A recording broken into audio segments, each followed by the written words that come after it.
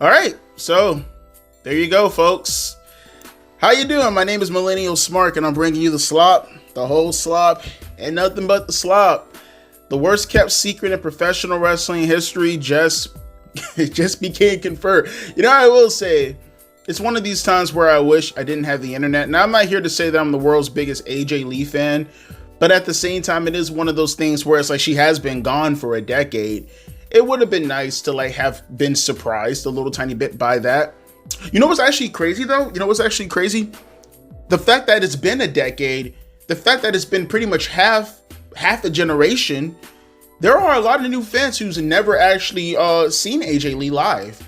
She's been gone since 2015. That's actually crazy when you actually think about it. She's actually been gone longer from professional wrestling than CM Punk. Overall, she's been gone longer than CM Punk. And quite frankly, she's been gone longer from WWE than CM Punk. So it's one of those things where it's like, I'm willing to give it the opportunity. I'm willing to give it a chance. It's pretty clear that they're going to have a mixed tag match coming up at WrestlePalooza. They haven't announced it yet, but that's pretty obvious. That's going to be the path they're going to go down towards, right? And like I said, in the moment, in the scope, it's not bad. She got a pretty solid pop, got a holy shit chance. Now, I will say she looked a bit lethargic out there. She actually got in the ring. She did, a couple of things with Becky Lynch, some Luthez press shots, a spear and a couple of punches here and there. And she ended up slapping Becky Lynch. Now, is that the extent of the performer of what AJ Lee can actually do? I don't know. I think people have to realize that the women have completely passed AJ Lee by from an in-ring perspective. But you know me, I don't care so much for the actual performance in the ring necessarily. You have to just do enough to get by. What I care about is the story, and what I care about is the character. And AJ Lee has never been a slouch on the microphone, so there's that. I have to hear how she's going to actually speak her mind. I have to hear her cadence. I have to see how much in control she is. It's going to help that the crowd's going to be directly behind her. Becky Lynch isn't a slouch on the microphone either, so, she'll be in there going back and forth sparring with AJ Lee on the mic. I don't mind the majority of this, right? In a scope, in the beginning. But I think people need to just chill.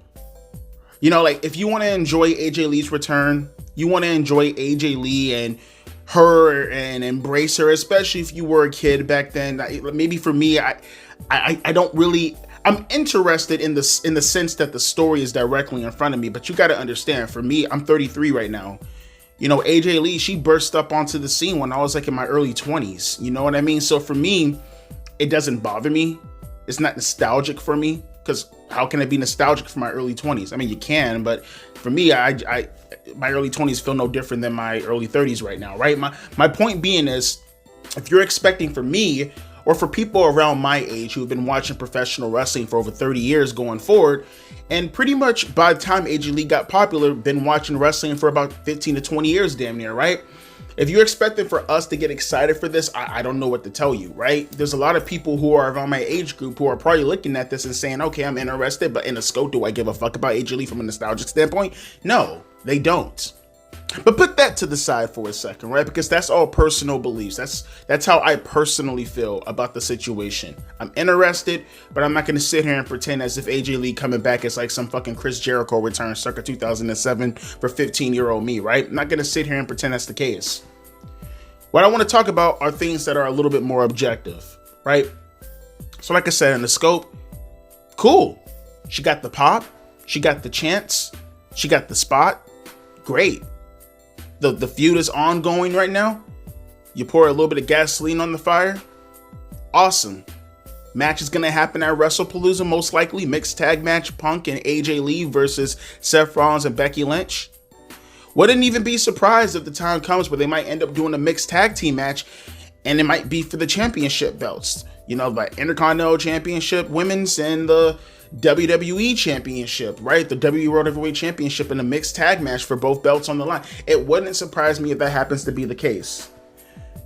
The thing is, I want you to take into context. Can AJ Lee keep up with the women nowadays? And I'm not even here to say that Becky Lynch is the world's greatest in-ring performer, because that'd be further from the truth. She would have to most likely be the ring general in that match, and Becky Lynch's matches haven't really been up to par as of late. Can she carry an AJ Lee to a solid match? Ask yourselves that. Can she or can she not? Do you believe she can? Do you believe she cannot? But like I said, all up to interpretation. The objectivity comes in the face of what will Triple H do after the initial pop from AJ Lee? What will Triple H do after WrestlePalooza? Now, from my understanding, they've been trying hard to get back AJ Lee, right? Really going even more harder since the return of CM Punk. They've been begging for her to come back about as much as the fans have been begging for AJ Lee to come back. Historical. Don't believe me? Go look it up, right? Now that you have her, I want to know what you're going to do with her. And I'm not going to sit here and lie with you. I don't have faith in Triple H, and I don't have faith in WWE to actually capitalize on the momentum and make something out of it. I'm not saying this because I hate WWE. I'm not saying this because I hate Triple H necessarily, right? Those are two completely different things. My hatred for WWE right now has nothing to do with how I feel about whether or not Triple H can objectively do the good job and give a good creative and give a good feud and give a good storyline to an AJ Lee after WrestlePalooza. It comes from evidence, historical evidence. It comes from how I seen him, for an example, treat someone like an R-Truth. Where is he? Where is he? This portion of the video goes directly out to the people who constantly say things like wait and see. Okay, where's R-Truth? Where's R-Truth? You didn't capitalize on any of his momentum whatsoever. He is completely dead and buried. He's already reverted back to goofy R-Truth. All that momentum gone. Just like that. Hasn't even been 2 months yet. And if it has, it's been barely 2 months. Gone. Completely. And I'll do you one even more recently. As recent as tonight. You know, you had this little open challenge thing that Sami Zayn wanted to do, right? But ignore that. We're going to revert back just a little tiny bit, right? John Cena comes out. He's revered. He's chanted down to the ground. John Cena, we love you. John Cena, let's go Cena, let's go Cena. And in the scope, most people will probably look at this and say to themselves, well, Devontae, before you say what you're going to say, I know what you're going to say. This was John Cena Appreciation Night. Anybody who would have came out would have got booed by John Cena. Not Brock Lesnar. Not Brock Lesnar. He got cheered. And he's a heel. Sami Zayn comes out, and that is probably the most negative reaction I've ever seen Sami Zayn get as a babyface. He got booed out of the fucking building. You would have thought, if you were a random fan who decided to watch SmackDown for the first time in a couple of years, you would have thought Sami Zayn was a heel. No, buddy's a babyface. Dead ass babyface. Goody two shoes babyface all the way down to the goddamn T. Halo above the head and everything. And they booed the ever-loving shit out of him. There was nothing that he could have said. There was nothing he could have done. The amount of people he was putting over in his promo, there was nothing he could have done. They hated Sami Zayn. And don't sit here and tell me that it has something to do with John Cena, because once again, they cheered Brock Lesnar when he came out. You know, the same Brock Lesnar in Smarky Town, USA, where I guarantee you most of them know what he did, right? They're familiar with the Brock Lesnar situation, and they still cheered Brock Lesnar, but they booed Sami Zayn. They still booed the fuck out of Sami Zayn. You know why? You know why? It's because of Sami's creative. It's because Sami Zayn is handed everything, yet he tries to play as if he's the victim. That's the character of Sami Zayn. He wants so badly to be an underdog, but underdog don't get as many opportunities as Sami Zayn has already gotten. Underdogs don't get the main event WrestleMania. Underdogs don't get to be a Grand Slam champion damn near minus the World Championship, which is being predicted that he's going to most likely get next year. That's not an underdog, but Sami Zayn portrays himself as an underdog. You know why? Because Triple H portrays Sami Zayn as an underdog. That's the creative direction that Triple H went into when focusing on the Sami Zayn. And what did it end up getting him? Sammy Hogan memes. What did it end up getting him? Booed out of the fucking building. That's the creative of Triple H. That's the creative that we have to worry about going forward with someone like an AJ Lee. You want to book her in a scope. You want to book her pertaining specifically to the storyline with CM Punk and Seth Rollins and Becky Lynch. Be my guest. But I just want you to understand the historical context that comes from a Triple H booking. The historical context that comes from a Triple H having to build up on your momentum. Say what you will about Vince McMahon. Say all the things you want to say about Vince McMahon. Say that he would have done a terrible job creatively with an AJ Lee, right? But I can guarantee you at the very least he would have kept up with the momentum. He would have capitalized on the R-Truth. He wouldn't have done Sami Zayn like this. I'm telling you, that would have most likely been the case. Especially in an era right now where people genuinely want to treat the actual legitimate baby faces as actual baby faces. This is the WWE crowd we're talking about, ladies and gentlemen. Again, look at how they treated John Cena, the guy that Vince McMahon historically booked to be a heroic baby face but got booed throughout his entire career. Everything's topsy-turvy. Everything's in reverse nowadays. I guarantee you the kind of creative, the kind of booking that Vince McMahon would have put Sami Zayn through, even at his older age, I guarantee you it wouldn't have been as disastrous as Triple H has done. So I sit here and I look at everything that Triple H is doing currently right now with the superstars who have momentum. And don't even get me started with Karrion Kross. And mind you, I don't give a fuck about Karrion Kross. I'm just using him as an example. And I want you to sit back and I really want you to think. I was in your shoes. I was one of those sit back, relax, and just let WWE do their thing, right? Even under the Triple H regime. Hell, go back to my Money in the Bank pay-per-view. I was sitting back, just like you guys. R-Truth, he's here. All the stuff that was going on in social media, he's here. Let's just wait and see what he's going to do. Just like you, no different. And he failed miserably at it. So like I said, if you want to celebrate AJ Lee, go ahead. I understand. I was once in your shoes seeing my favorites return after being gone for such a long time. And I can tell you none of my favorites were gone as long as AJ Lee was gone. I'm telling you, there are kids who were most likely 10, 15 years old in 2015 who are now 20, 25 years old, and they shit their pants. They creamed their pants. They pissed their pants. Think of any fluid. Most likely even gave themselves periods if they're boys, right? I'm telling you, I get it. I understand the feeling. All I'm saying is just broaden your horizons and think towards the future. As a matter of fact, I'll do you one better. Celebrate tonight.